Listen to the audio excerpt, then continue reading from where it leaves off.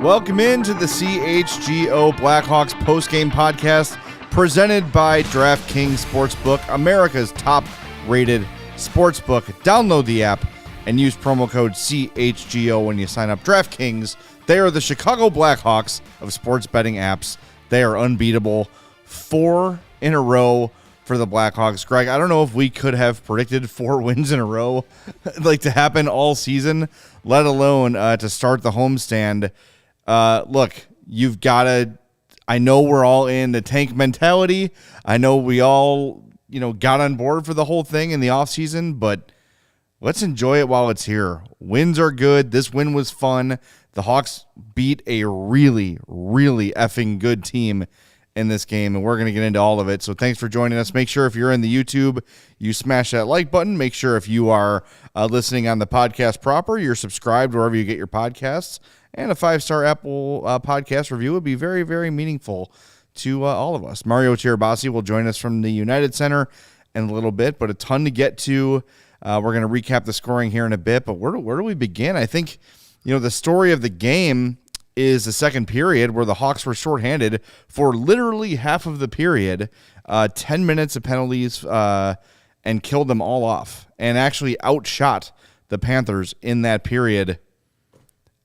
You got to give it up to Luke Richardson, and frankly, you got to give it up to these players for balling out, playing their hearts out for 60 minutes. Yeah, that second period was rather amazing, and to me, it goes to that adage of it's not who you play, it's when you play them. Mm-hmm. And the Florida Panthers have one of the worst power plays in the league right now, and it showed tonight.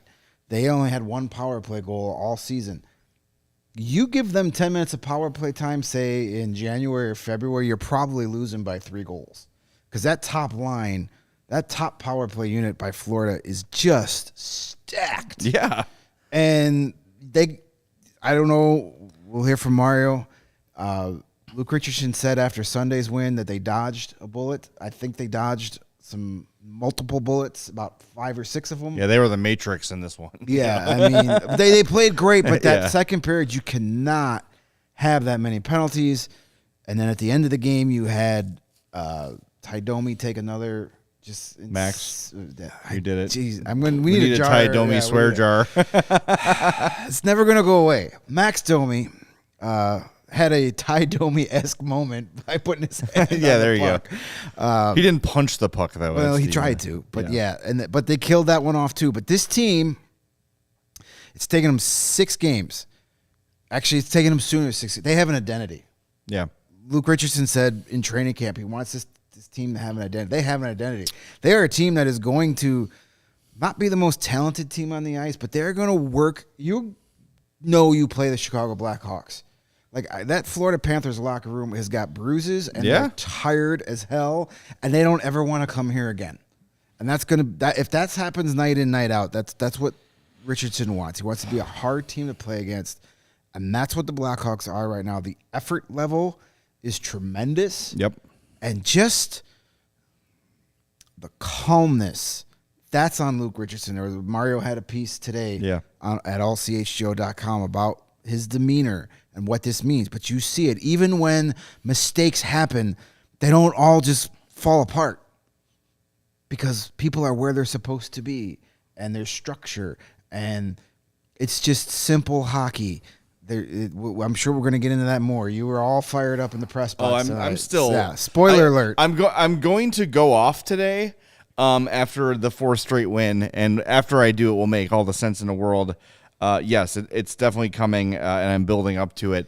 But we should recap the scoring first. Yeah, quickly before we do the recap, to finish this off. Yeah. Everybody with the tank isn't working. Guys, there's 76 more games to go. Alex Stalock is not going to have a 96 save percentage for the rest of the year. You're not going to kill off 6 penalties in one game against a team like the Panthers. Like, they're getting away with some glaring mistakes right now because it's early in the season and they've earned these wins. There's no doubt about it. But eventually, these things are going to even out. They all kind of come out in the wash. You have another game against a team like the Panthers where you spend half the second period shorthanded. You're going to lose a lot more of those games than you win. Oh, absolutely. So the tank, not off to the greatest of starts, but we may have to delete that tank standing schedule if this keeps going, or a standing graphic if this keeps going on. But lots of hockey to go. Let's just enjoy what we're seeing. We're seeing a well-coached Blackhawks team for the first time since Joe Quenneville left town. That's right. All right, let's recap the scoring here. Very early into the first period, 2:57, in fact, Taylor Raddysh with the power play goal from Tyler Johnson and Patrick Kane. By the way, Tyler Johnson left the game with a leg injury. We will get the update from Mario Tirabassi when he joins us. Really subtle play from Tyler Johnson. They're rushing into the zone. Kane gives it to Johnson, and Johnson just kind of gives it a little flip nudge, catches Raddysh in stride. Raddysh makes no mistake. Hawks have the lead in the game, 1-0 into the first period. Moments after that, there's a one-on-one play in the Hawks zone. It's Sam Reinhart and it's Seth Jones, and Seth Jones wins that one-on-one battle. Really solid bounce-back game from Seth Jones defensively in this one. He did all the right things, really was on top of his game. I like Seth Jones' game a lot in this one. Yeah, he's been really good the last 2 days. He was great in that Seattle game, very aggressive offensively, and he's chipping in, and I think that's his game. He's an offensive defenseman, and I think he's being more aggressive. He was kind of tentative those first couple games, and it cost him a little bit. There's what was the game where he was fighting off was it the Detroit game?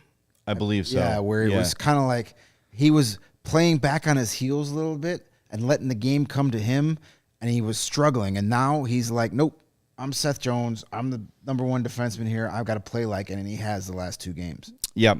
The whole period goes by. There's a couple chances back and forth. Sam Bennett for Panthers had a really nice game, by the way. He was all over the place. A moment I noticed, and hopefully you all did too, and I think we're starting to see some chemistry happen between Kane and Athanasiou and Domi. Kane's got the puck in the defensive zone. He catches out of the corner of his eye Andreas Athanasiou busting down the right wing side, and Kane just sort of sends it in the air, right on the stick, but the problem is it's icing. But Athanasiou races there, just misses saving icing. Moments later, there's another situation where Patrick Kane sees Athanasiou streaking again, pokes the puck that way. It doesn't work out. But you're starting to see that kind of like, where Kane and Panarin and Kane and DeBrincat had that sort of second nature, always knowing where each other were. I'm not saying it's ever going to get to that point with Athanasiou. He's not that level of player. But you start to figure out where your line mates' tendencies and where they're going to be and what they do in certain situations. Patrick Kane, one of the smartest players in the league, is starting to figure out exactly what makes Andreas Athanasiou click. And you saw 2, now 3 of those connections in the first period, because with 19:37 gone in the period, Athanasiou's driving the right wing boards, takes it behind the net, stops on a dime, shifts to his forehand, centers the puck to Patrick Kane, and Patrick Kane scores his first goal of the season. Athanasiou with his second assist, and Max Domi picks up the third assist there.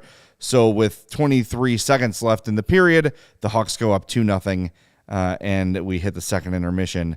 And then that's where the second period, as we talked about, that's when all the penalties happened for the Hawks, and they were just phenomenal. The structure of the penalty kill is so sound. You've got guys staying in their spots, staying in their zones, sticks in shooting lanes. There are tons of block shots, especially on the power play. So many opportunities the Panthers had, decent looks where they would shoot and it would be deflected into the netting or into the corner because the Hawks had sticks in lanes and were properly positioned. And this is what's going to lead to my rant later, but it's just so damn simple. Play a simple system. know where your responsibilities are, and the game is just so much simpler. Yep. Know what you're supposed to do. Trust that the guy next to you is doing what he's doing, and it works. Yep. Power penalty kill is not that difficult. Shouldn't be. Here's your box. Stay in your box. Keep your stick on the ice. When somebody's in your box, put your body on him. When he leaves your box, let him go. Wait for the next guy to come through. Yep. If you get a chance to block a shot, block a shot. That's what it is. And it's not follow one guy all the way around the ice up to the 300 level and back down. Right. It's just so refreshing. I mean, Luke Richardson is being made to look like a coaching genius because he's just playing simple hockey. That's how low the bar was. Exactly right. So, 2:11 in, McCabe takes a 4-minute high sticking penalty. That's killed off. That penalty expires 9 seconds later. Sam Lafferty takes a tripping penalty. Kill that one off. 3 minutes later, back on the penalty kill, Tyler Johnson sticks out a stick at the blue line, trips a Panthers player, back on the power play. 25 seconds later, Jason Dickinson hooks Sam Bennett, who's driving to the net. So the Hawks are 5-on-3 for 1:35. They kill that off and are greeted with a standing ovation from the United Center fans, who clearly are recognizing and noticing the effort this team is putting forth. And I think just the way the penalty kill looks is just such a representation of how this team has been playing. Yeah, and they didn't even give up a shot on goal in that 4-minute double minor. It's crazy. Impressive. Chuck O'Malko has a great comment Yes, here he about does. Kevin Dean. He's handling the defensive side and the PK side. And yeah, he did a great job with the Bruins.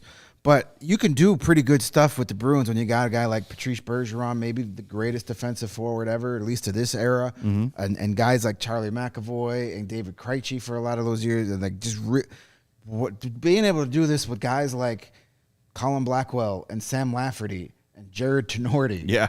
That's super impressive. No, I'm not ripping on those guys. No, but they're not cast-offs. Patrice freaking Bergeron. Right, they're cast-off players, all of them. They're like maybe when you squint really hard, replacement level talent. Yeah. And he's got them playing elite level penalty kills 6 games into the season. So we sing the praises of Luke Richardson, but yeah, Kevin Dean, he's doing his job very well, and you could say the same about Derek Plant because the power play has been very effective the last few games too. So again, coaching, it goes a long way when you're dealing with, a team that might not have the most talent, but if they know what they do, if they know what they're supposed to do, and they trust each other, you can make up that talent gap and steal games like you did tonight.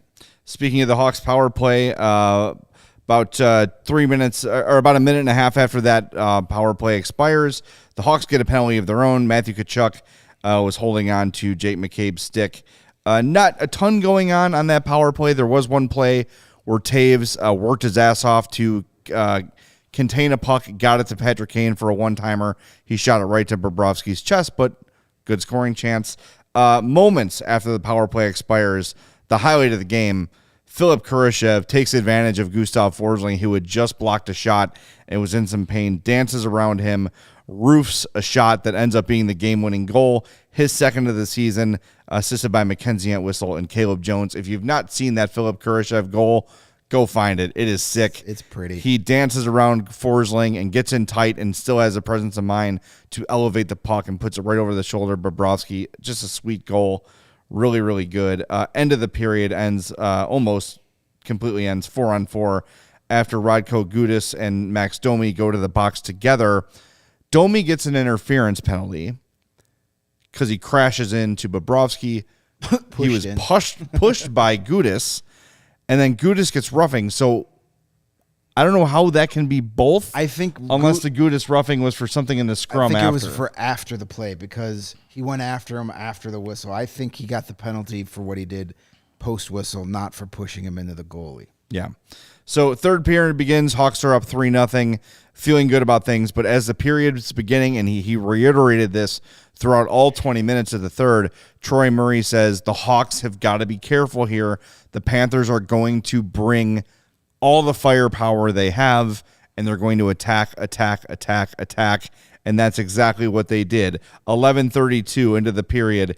Edu Luostarinen, one of my favorite names in hockey, scores on a rebound shot from Barkov. Really nice play, by the way, by Colin White to kind of gather that rebound and get it to Luosterainen for the goal. So at that point, it is 3-1 Panthers. That's at 11:32. At 12:29, I put in my notes, Panthers bringing the heat. 12:47, Matthew Tkachuk cuts the Hawks lead to 1. A beautiful redirection of Brandon Montour's point shot. Nothing that Stalock can do on that one. Tkachuk's doing what Tkachuks always do: get in front of the net, redirect the shot, be a pain in the ass on the power play, and in front of the net, and that's exactly what happened there. So it's 3-2. Then, moments later, Max Domi takes that penalty on the faceoff. Kind of a stalemate for the faceoff. Domi falls forward, almost like if he was to cross-check the ice. That's kind of how I would describe it if you didn't see it. And then takes his free hand and tries to hike the puck between his legs. You can't do that. That's a face-off violation. So the Hawks to the power play have a quote written down here. They're totally effing scoring here. That's a quote from Greg Boysen. Yeah. I didn't say effing, though. He did not say effing. But a terrific penalty kill for the Blackhawks. I really want to highlight Jake McCabe and Connor Murphy on that penalty kill. As it was ending, Jake McCabe sells out, blocks a shot, and it's killed off. Just fantastic effort from those two guys on that penalty kill. It was outstanding.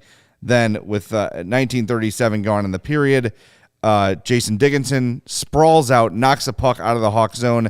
Jonathan Taves saves icing and scores the empty net goal. Hawks win 4-2. And this is the first time since 1983 that the Blackhawks have won their first 3 home games, which is almost impossible to imagine.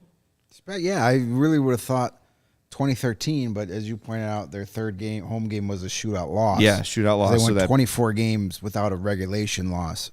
Was that one thing I want to point out again, and we have been very critical of Jonathan Taves the last 7 months since we've been on the air, but I think we could put the narrative that he doesn't care to bed for good now. Oh, no, he's playing his ass off. And tonight, you mentioned he saved icing for the empty net goal. That was the second time tonight he beat a Panther down the ice to save icing. You mentioned that play on the power play that they didn't score on, but Kurashev did shortly after expired. Jonathan Taves cares. He is being a captain. There was some grumblings about, maybe he didn't show up to training camp in his best shape. Maybe or maybe not. He wasn't buying into the system. It certainly doesn't look to be the case through 6 games. So, it's how we do it here at CHGO Blackhawks. When you deserve the criticism, you get the criticism. Yeah. And when you deserve the praise, you're going to get the praise. It's odd that's like foreign to people. I know. Isn't it? It's like you don't just make a decision on a guy and that's your permanent decision, good or bad. Right. No, we had somebody come up to us one of the games last week. I think it was the home opener. Introduce himself, says the lid, and they thank me. Thank you guys for being positive. And it's like, well, what else do you want us to do? Right. Because if all we're going to do is just be bitch about everything and tear everybody down, everybody's going to tune out after 2 or 3 games. What was that? I don't know. I think Io is still on the roof. We got some ghosts in the building tonight, or some really big cockroaches. All right, Bite your head off, man. I'm not gonna rant in an angry way, but I think frustrated yeah. Because as we watched this game, there were several times where I just looked at Greg and Mario and shook my head at the United Center because, my God, it is so simple to just look. Luke Richardson is not reinventing the wheel here. There's nothing, he's not revolutionizing hockey. He's coming in here, he's being a level-headed, normal human being. He's coming here implementing normal-ass systems that these guys know how to play.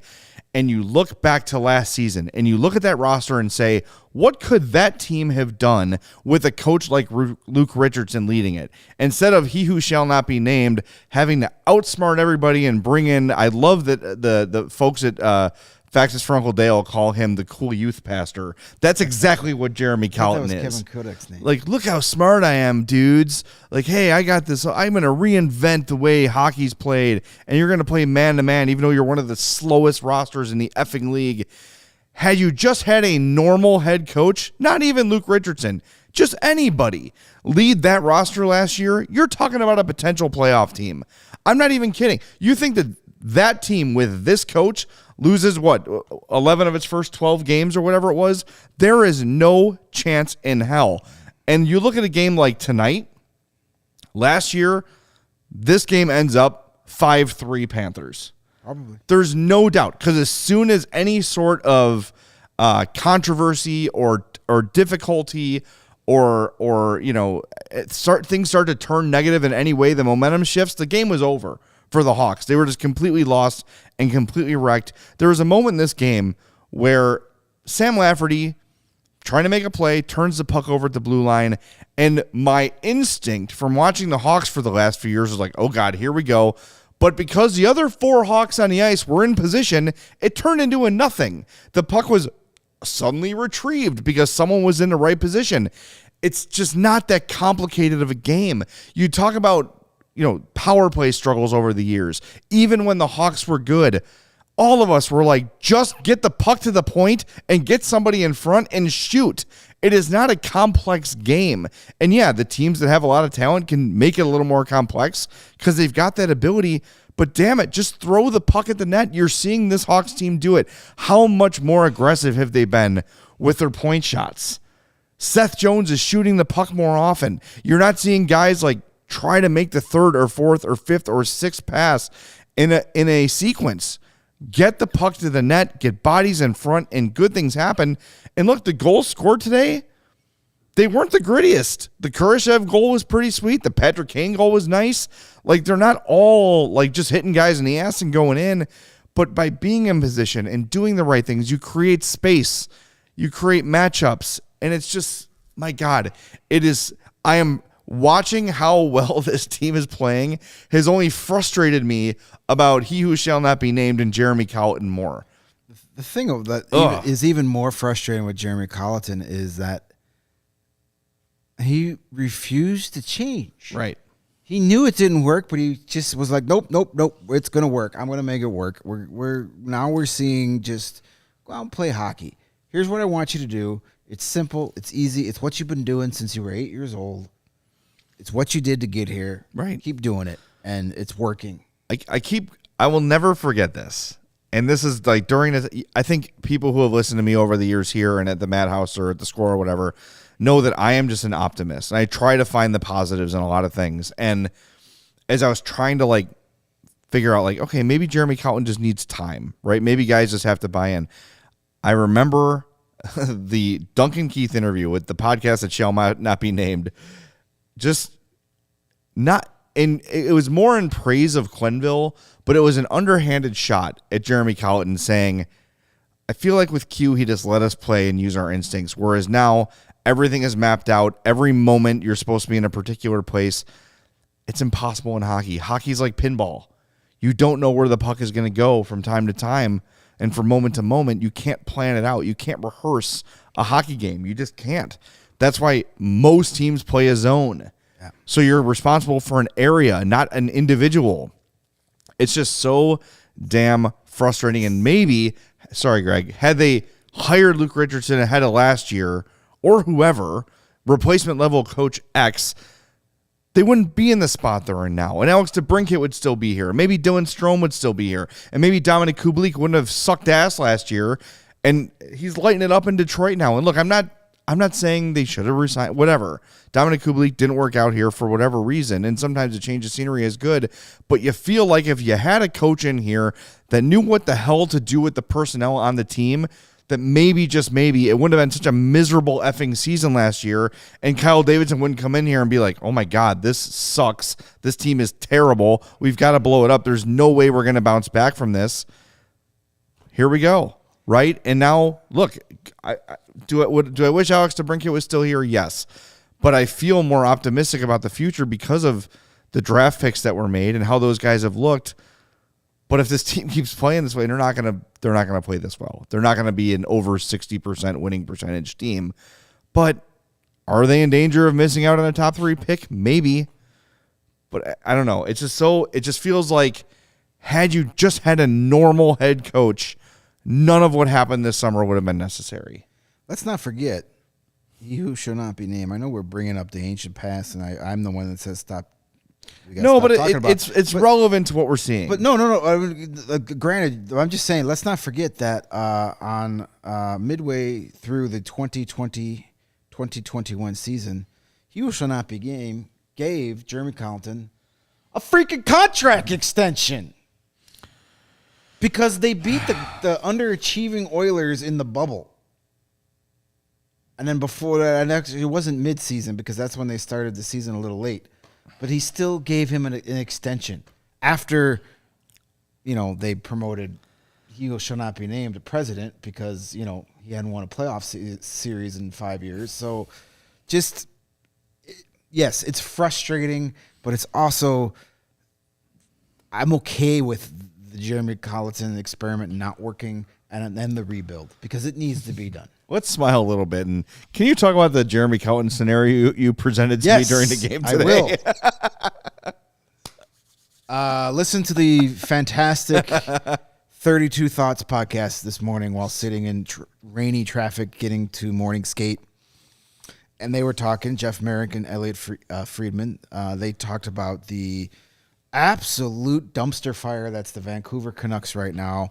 And talking about some of the comments their general manager, Jim Rutherford, basically said, yeah, we had a bad training camp where we developed bad habits in training camp and they carried over into the season. That's not good for your general manager to talk about. So they were obviously saying, well, Bruce Boudreau is probably going to get fired, but they're already paying Travis Green $3 million to not coach this team this year. Then you're going to be paying Bruce Boudreau to go away. So I said, hey, wouldn't that be great if now I like Bruce Boudreau as a person. I just don't think he's a coach anymore. Like, I don't see it working. Yeah. At least not with that group. But at some point, if you're your third coach in with that group, it's not the coaches. Your players suck ass, and you need to start changing. You need to start making – and on paper, that team should be so much better.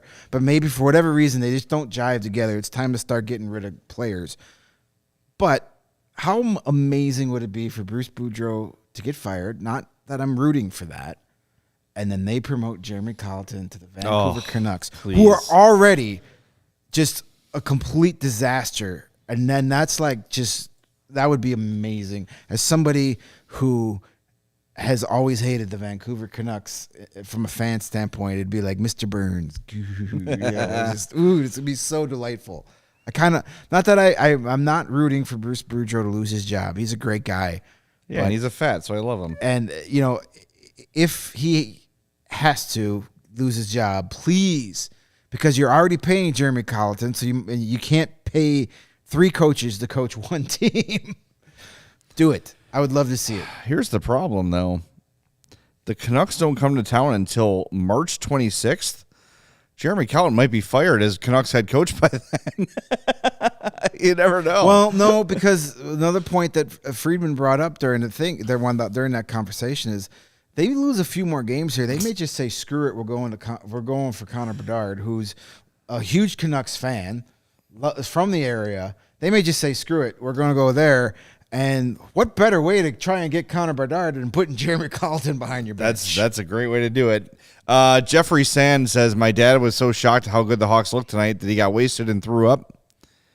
Salute that. Well done. And our buddy No Roids Just Rage, if you can scroll up a little bit, Steven, he's got a comment I want to read. He said, if this team misses either Bedard or Fantilli, it's a failure. This team should have been rebuilding in 2017. I just cannot stand this barely making the playoffs and then out in the first round. Pump the brakes. And picking a player who will never play in the NHL in the first round. Look, pump the brakes. This is not a playoff team. If you want to dig into the numbers on this game, if you're into such things, the 5-on-5 possession numbers were 60-40 in favor of the Panthers. High danger chances were, I think, 11-5 in favor of the Panthers. This is not a game the Hawks probably should have won. This is another one of those balling out efforts, excellent penalty kill, and that made the difference in this game. But a couple bounces here and there, and it's a different game, that's for sure. So, look, you got Frank Nazar at 13. You got Kevin Korchinski at 7, right? You can get good NHL players later in the draft, and yeah, maybe they don't get Bedard, Maybe they don't get Fantilli. But the other thing to look at, I mentioned this the other day, and maybe you missed it. The Hawks have a crap ton of picks. Yeah. And if they wanted to get into the top 3, top 4, they have the pieces to do it. If they're willing to give 3 first-round picks, including wherever they finish this year, 10, 9, 8, 7, somewhere in that range, and 2 more first-round picks, they're going to tempt a team to not take Adam Fantilli at 2. I think Bedard at 1 is a given. Right? That's like McDavid. It's not going to. Right. But remember, this draft, the reason Kyle Davidson lined it up for this draft is because it's not Connor Bedard and everybody else. This is a loaded draft. The top 3 in this draft, at least, all would have gone number 1 unquestionably last year. And even beyond that, it's a deeper draft. So remember, we're 6 games in. Okay. Less than 10% through the season. I don't think Sam Lafferty is going to remain a point-per-game player, right? That's not going to happen. So let's just relax. There's no need to panic. If you watch Alex Stalock's adventures in the net, yes, it's going to, like these are early season wins when teams are still trying to figure things out, and you're able to sneak up on teams and surprise them with wins like this. You know, as I said, the Panthers' top power play unit may be one of the best in the league. They're not going to be a 6% power play conversion team all season long. You caught them at the right time. You gave them the chance to beat you, but because their power play is struggling right now, you got away with it. You're not going to be able to do that many more times this year. I love what I'm seeing from this team, but eventually the book will be out on them. Teams are going to figure out a way how to counteract. They played great in the neutral zone tonight. Yep. So good in the neutral zone. That's been one of my biggest pleasantries this year so far is how well they play in the neutral zone. Eventually, teams are going to figure out how to beat that and pump the brakes on this season's a failure, and it'll be okay. The Hawks are still going to have a top 3 pick by the time this is all said and done because, hey, let these guys keep scoring goals. They're only jacking up their trade value. Maybe some guys that we didn't think were going to be trade targets will now be trade targets. Like, it will be fine. Kyle Davidson be like, hey, you see that Alex Stalock 97 trade percentage? Yeah. Give us a second round pick for him right now. Just don't bring up any of his film. Just look at the stats. Yeah, no, don't mind that. And don't mind the film. Good for Alex Stalock. He is such a good guy and so easy to root for, and especially considering what he's been through. But my Lord, everything is so dramatic. Even when he wanted to, Mario and I were laughing because even like trying to freeze a puck, he's got to like it looked like he was coming off the top rope with an elbow drop to freeze the puck. He's exciting. Is a word to use when he's in the crease. Adventure. But good for him. He's earning the success he's having early in this season. No doubt. Greg's going to tell you about Shady Rays in a second, but I want to shout out almost 200 people in the chat on a what day is it? Tuesday. Time of the flat circle. I don't even know. Tuesday night, almost 11 p.m. Thank you all for being in the chat. If I see 170 people in the chat right now, I want to see 170 likes on the YouTube page. Please, please, please take 2 seconds and click that like button for us. It makes us more visible to people on YouTube. It alerts other Hawks fans that we exist. So please, please, please click that like button. Smash it, as the kids say, to help us out. As long as it registers. Yeah, as long as it registers, do what you want. Stomp on it. If you got a touchscreen computer, you can use your toe. I don't care. Yeah, whatever it takes, just make sure you hit 64 likes right now. Thank you. Keep it climbing. 66. It keeps Let's going. get to 100. Let's get to 100 likes before Greg tells you about Shady Rays, before he's done. All right. I'm going to read this really slow. Hey, do you like sunglasses? I do. I love sunglasses. Oh, is rhetorical? I'm sorry. It's keeping the likes going up. I like sunglasses, but most particularly, I like Shady Rays sunglasses. Shady Rays never understood why sunglasses were so expensive, so they set out to change it. You don't have to break the bank for quality shades this fall because our friends over at Shady Rays have you covered. Shady Rays are premium polarized shades featuring world-class optical clarity, substantial durability, and styles catered to everyone and every lifestyle. Best part about Shady Rays, you ask? They have the most insane protection program in all of eyewear, lost and broken replacements. If you lose or break your shades on day one, they told us they will send you a brand new pair, no questions asked. Did you lose them in the United Center parking lot, running out, celebrating a Blackhawks unexpected victory? Did they fall off a cliff?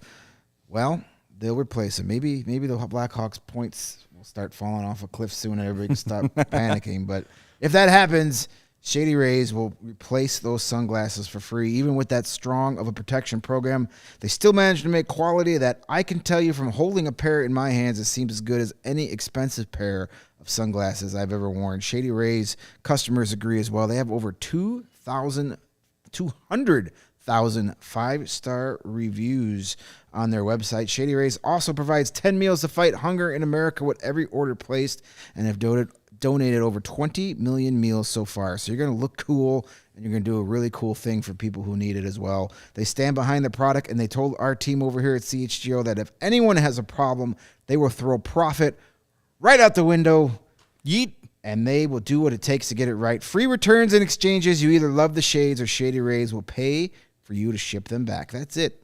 And exclusively for our listeners, Shady Ray is running the deepest deal of the season. Use the promo code CHGO at checkout for 50% off 2 or more pairs at shadyrays.com. I'm no math major, but that's buy one, get one free, kids.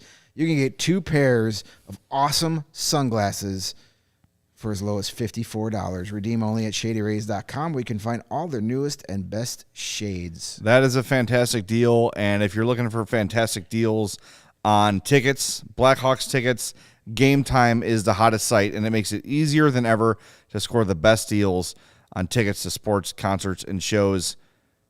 Next game for the Blackhawks, Thursday, the Edmonton Oilers are coming to the United Center. They have a guy named Connor McDavid. He's pretty good. $13 gets you in the building via Game Time.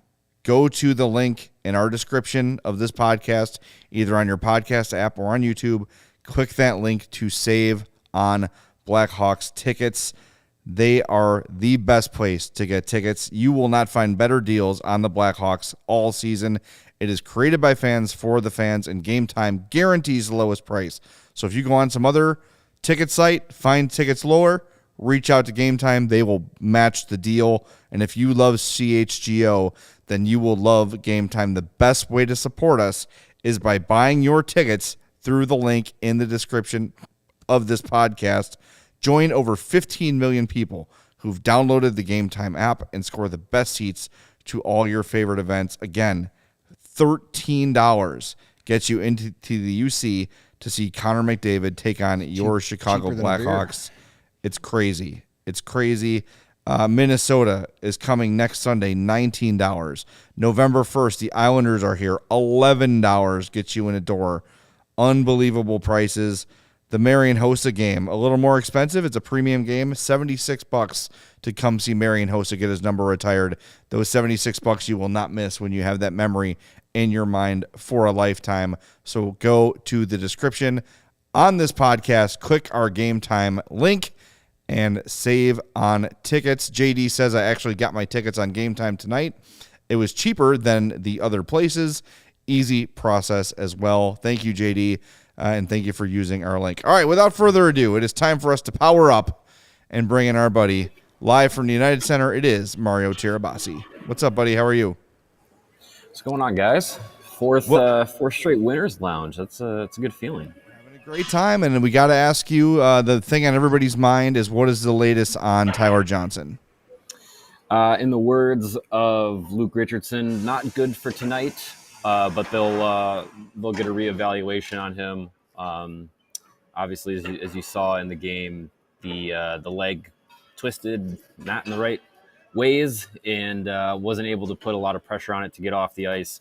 Didn't return. So we'll get an update on Johnson. Seems like tomorrow, and that just sucks because it's just Tyler Johnson is a guy that really makes a difference on and off the ice for these Blackhawks, and after going through a really injury riddled season last year, you wanted to see him get off to a good start this year, get off to a healthy start, and it would just really suck if he was going to miss an extended period of time. But it looks like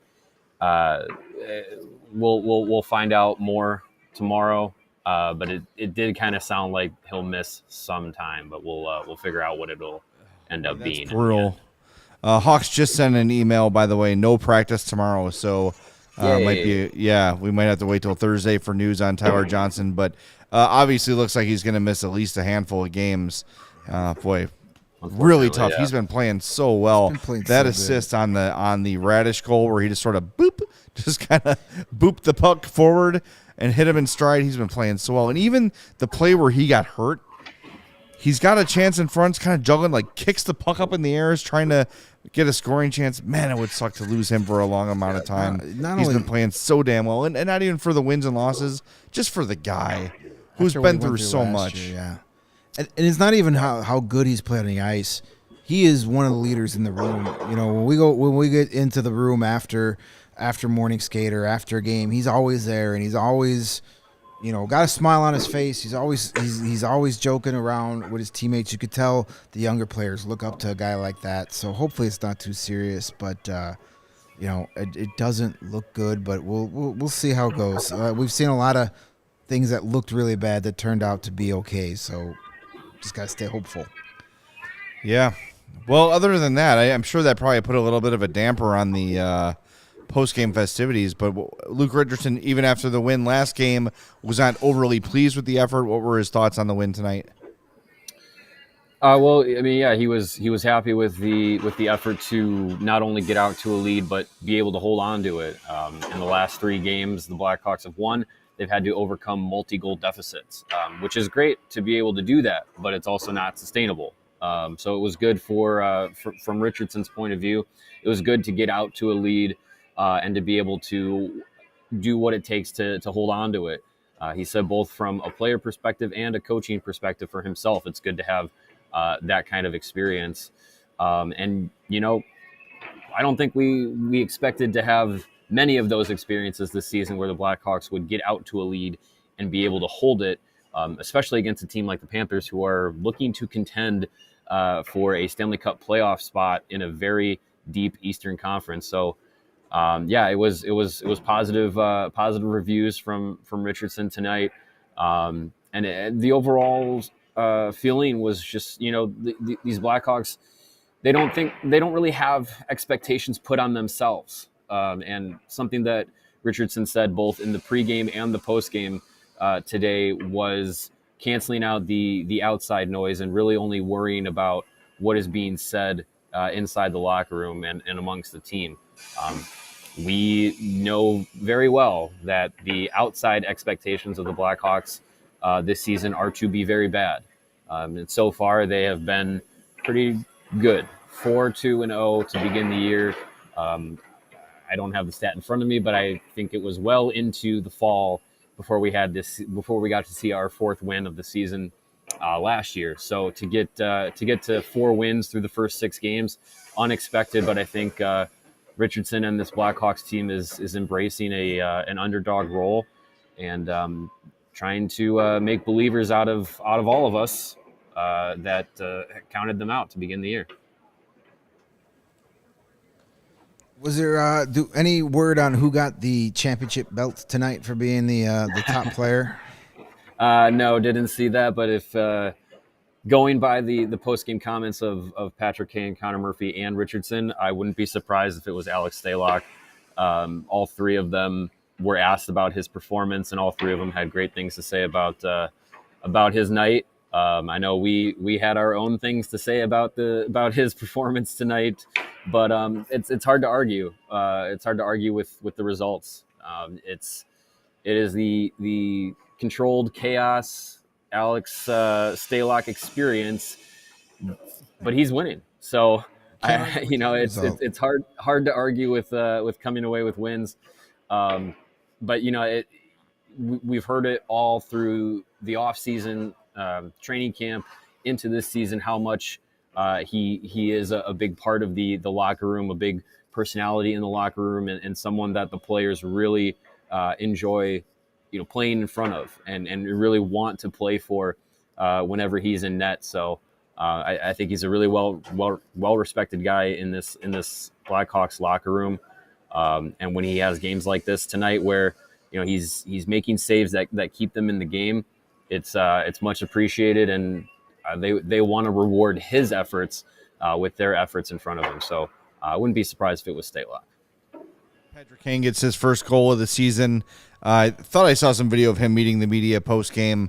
It's got to feel nice for him to finally get that monkey off the back. If there's anything we could have predicted this year, I think one of the last things would be that it would take Patrick Kane 6 games to score a goal. Yeah, he said that he doesn't want to put too much pressure on things like that, but those things do start to creep in. He was asked in the pregame by Ben Pope about hey, you haven't had your first goal yet, and just kind of played it off, and lo and behold, he scores tonight. So good for him to get going. A goal and an assist tonight, 4 points in his last 2 games. I think he said something to the effect of last season, or this season rather, it's a lot more of a group effort offensively than it has been, especially last season. So I think he was kind of saying, hey, maybe it's a good thing that me and Alex DeBrincat aren't the only offensive options for this team anymore. And obviously Kane is still the top offensive option. But so far through this season, we've seen a couple other guys step up and be able to produce. So if that's able to continue, and then Patrick Kane gets going on top of it, I think we're going to be talking about a Blackhawks team that's going to be very interesting to watch and pretty entertaining to watch. All right, a couple things in the chat we need to address here. Jeff says if the season ended today, it looks like the Hawks would be playing Colorado in the first round of the playoffs. Stop. Yeah. And Bijan, if you can scroll up a little bit, Steven says, so are the Hawks going to be buyers at the deadline if they remain in the playoff picture? Yes, they are. No. Absolutely. 100%. Do not put that evil in the world. I hear they're in the running to trade for both Patrick Kane and Jonathan Taves at the deadline. They're going to trade Patrick Kane for Ryan Miller finally. Yes. And solidify the goaltending. It's 76 games to go, folks. Slow down.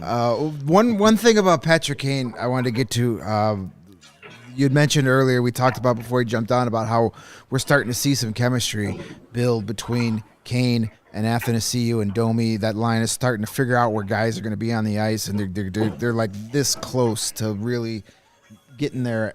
Kane actually said that in the morning skate. He said that he was thankful that Luke Richardson has given them the time to get to chemistry because he thinks they're going to be a very effective line.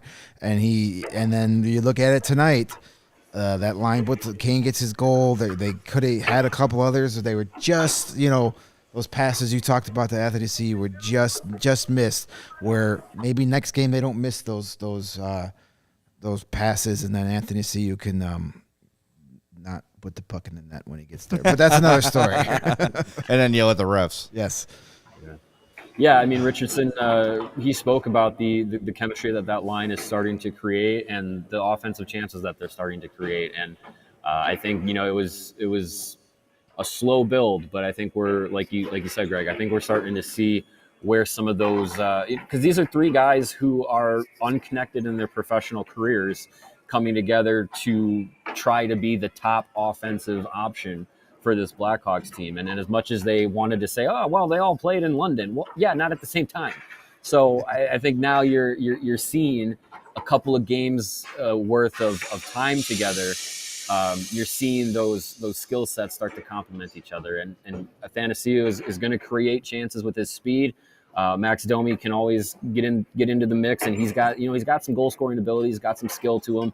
He's not just a feisty player, but he's got some skill to him as well. And Patrick Kane is an all-world elite talent. So when you get all those together and you give it some time to build, I think now we're seeing where that offensive chemistry can go. Max, don't call me Ty Domi. He's a point per game player right now. Yep. So and Luke Richardson has been saying the last couple of games, every time he's asked, when's Patrick Kane going to score? When are you going to break up that line? He's been consistent saying he's really close. He's just missing out there. It's coming, and Boom, there it is. Yeah, it's Patrick Kane. He's going to get his points. We don't need to worry about that. All right, it is the worst traffic day of the year. You live in Door County, Wisconsin, so let's get to the 4 stars in the night before we so we can let Mario go. Still going to take you 3 hours to get home, even at this Might time. as well. All right, do we have our fancy song or no? Yeah, where's it? Where's our fancy Sorry, there? I don't on, want to. yeah. I don't want to jump. There it is. We paid the Black Keys a lot of money for this That's song. right. And other bands that are average. Yes. All right. 4-star of the game. Mine is going to go to Connor Murphy. Loved his game today. 21:45 of ice time. He was a +2. Somehow got no points despite being a +2. 3 hits, 4 block shots, especially on that last third period power or penalty kill where him and Jake McCabe were out there just giving everything they had to maintain that lead. I love Connor Murphy's game in this one, so he gets my 4-star. By the way, I'm really bad at this. Sorry, guys. The 3 stars, number 3, Alex Stalock, number 2, Philipp the Thrillip Kurashev, and number 1, Patrick Kane. So there you go. Not much of a difference between Kurashev and Kane these days, huh? No, not really. I wanted to pick Philipp Kurashev, but then they ruined it for me and gave him the number 2 star. Chicago media chose him. Well, that's Kobe Cohen. But When do we get to pick the stars, by the way? when we get behind between the benches. I guess so. I blame giving up that second goal because then that let Kurashev's be the game-winning goal, so that's why they gave him. But anyway, Yeah. I'm going to go with Taylor Raddysh, who scored the first goal of the game. Got the scoring going early power play they got, and boom, he just saw that he had a shooting lane and just went upstairs and beat Bravoski up high for his second goal of the season. Good to see Taylor Raddysh. That was the only shot he took tonight, so hey, make it count. If you're only taking 100% one, shooting, that's a check. That's pretty good. That's going to put you in the Hall of Fame if he keeps that up for the rest of the year. But a good job by Raddysh. And interesting, I don't know if it was like some pre-scouting or just the way it went, but both Raddysh and Kurashev's goals came at the top of the net. Maybe they saw something there that Bravoski goes down a little early, and they shot up high, and they both got goals tonight. So Taylor Raddysh gets my 4-star of the game. I'd love to see a slap shot on the rush. Yep. My 4-star of the night is a guy I already mentioned, but Andres Athanasiou. I really like, as much as we joke that he's all speed and no finish. I really feel like that speed opens up a lot for not only his line mates and Max Domi and Patrick Kane, but also on the penalty kill and on the power play. Like his speed is something that this Blackhawks team hasn't really seen in a number of years. And having a guy like that, the game he had tonight, I think there were a number of chances where he's beating he's 1-on-2 and still can get between the defenders and create a scoring chance, where he's able to beat out should have beat out an icing, but it was a terrible call where he was basically even and tied up with the Florida defender, and they called icing on a breakout chance. But his speed, I think, is continuously effective and noticeable. What he gives back defensively, he can make up for because of that speed. And I think you see him on the penalty kill. And there was plenty of penalty killing going on tonight, but you see him on the penalty kill, and he can be one of those options to be a counter striker on the penalty kill because of that speed. So I think he had a great game. I think he's coming around offensively along with Domi and Kane. So it was a good night for him. Stop yelling at the refs, though. That's my only criticism. Yeah. Calm it down a bit. You've already gotten one game misconduct penalty for that, and the refs aren't going to put up with that. You're not Connor McDavid. Jonathan Taves can get away with that because he's Jonathan Taves and has done a lot in this league. Just cool it a little bit. I know you're frustrated, but channel that energy in scoring goals. Absolutely. All right, Mario. Great work, man. Appreciate it. We will see you back here tomorrow at 2:30. Looking forward to it. All right. Drive safe. Take care. It's raining, so everyone forgot how to drive. So good luck to you. Awesome. All right, that's Mario Tirabassi joining us live from the United Center. And now it is time to give our DraftKings King of the Game Nice. DraftKings King of the Game goes to, you guessed it, Patrick Kane. First goal of the season, picked up an assist as well. 17:28 of ice time, 4 shots on goal, 1 more shot attempt. 2 giveaways. We're going to have to redo this whole thing. No. Solid game from Patrick Kane. And again, those moments we've mentioned were that chemistry with Athanasiou is coming. It's growing. It's great. And if anyone can help Athanasiou put the puck in the back of the net, it's Patrick Kane. There's very few people that are going to make that happen regularly. 88 is one of those guys. So he is our DraftKings King of the Game. Hockey fans, it's finally time to hit the ice again. And thanks to DraftKings Sportsbook, an official sports betting partner of the NHL, you're in for the season of a lifetime. New customers can bet $5 on any team and get $200 in free bets. I saw that Mario placed a wager on Phil Kessel scoring. Yeah, we have to talk about our guy, Phil. He is the winner. Scores his 400th goal the night he breaks the Iron Man streak. Very, very cool. Congrats to Phil Kessel. Start placing bets like that. Those same game parlays are a lot of fun too. That's how you turn those small bets into bigger payouts. Same game parlays. You can combine multiple bets like which team will win, how many goals will be scored, and more for your shot at an even bigger payout. DraftKings is safe, secure, and reliable. You can deposit and withdraw your cash whenever you want. Download the DraftKings Sportsbook app now. Use promo code CHGO. Bet $5 on any NHL team to win their game and get $200 in free bets if they do. That's code CHGO at DraftKings Sportsbook, an official sports betting partner of the NHL. Minimum age and eligibility restrictions apply. See show notes for details, and we got to start doing that. I guess we got to update the tank standings, even though the Hawks are not really in the photo. Let's do it before we wrap up.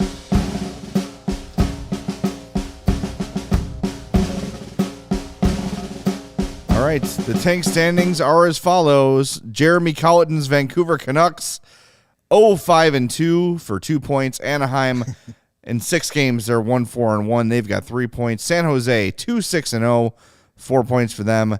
The Islanders 2-4-0, and the Arizona Coyotes, who won tonight, also 2-4-0 with 4 points in Columbus. Yeah. So Vancouver is the current leader of the tank standing. So look, I think Anaheim's going to make a jump. The Islanders are going to make a jump.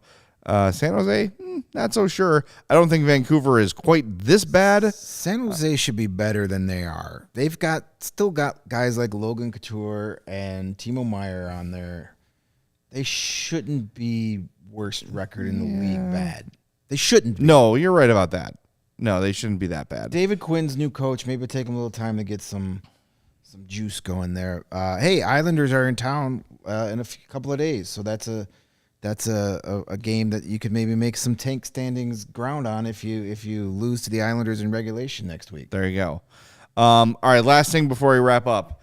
The Bears, great game last night. I'm rocking my Bears shirt. I've been wearing it all day, my CHGO Bears shirt. I wore that shirt last night when they won, so I'm going to bust it out every day every game until they not win. There you go. So maybe only 1 week. You can get yours at chgolocker.com, but equally as important, we've got our Bears-Dolphins tailgate coming up on Sunday, November 6th. Starts at 8 a.m. all the way up to game time at noon. Go to allchgo.com to purchase your tickets. Come join us. You do not need a ticket to the Bears game to attend our tailgate. However, you do need a ticket to the tailgate to attend our tailgate. You can get that at allchgo.com. All food, all booze, all drinks are included. There's games, there's prizes, there is a DJ. The entire CHGO crew is going to be out there. It's going to be an awesome time. Come join us. And if you want to buy tickets for the Bears game, where do we go, class? That's right, the Game Time app. You can find that link in any of our podcast descriptions on YouTube or on your podcast app. So get your Bears tickets there, but join us for the tailgate. It's going to be awesome. Come talk Hawks with me and Greg and Mario. Come talk Bears with the Bears crew. Everybody's going to be there. It's going to be a fantastic time. November 6th, Bears, Dolphins. Get your tickets at allchgo.com. All right, it's time to wrap things up. Got 99 likes. Come on, folks. Nope. One of you. Oh, we're I not was- leaving. I was All just right. about to We got hop it? on. All right. We just All got right, 100. nicely All right, done. great. Appreciate 100 that. likes on a rainy Tuesday night in October. You guys are the best.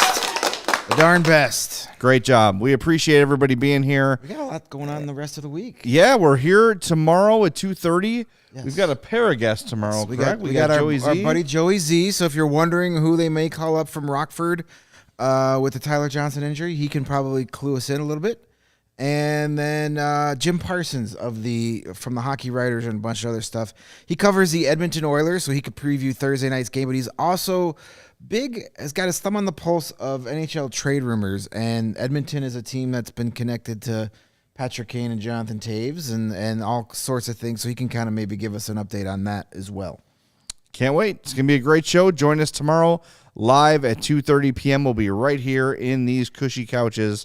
And then we've got a post game again Thursday night. We are busy. We're not going anywhere. Make sure, again, you are subscribed to the CHGO Sports YouTube page. Make sure you smash that like button if you haven't yet. And join us tomorrow at 2:30 on the CHGO Blackhawks podcast.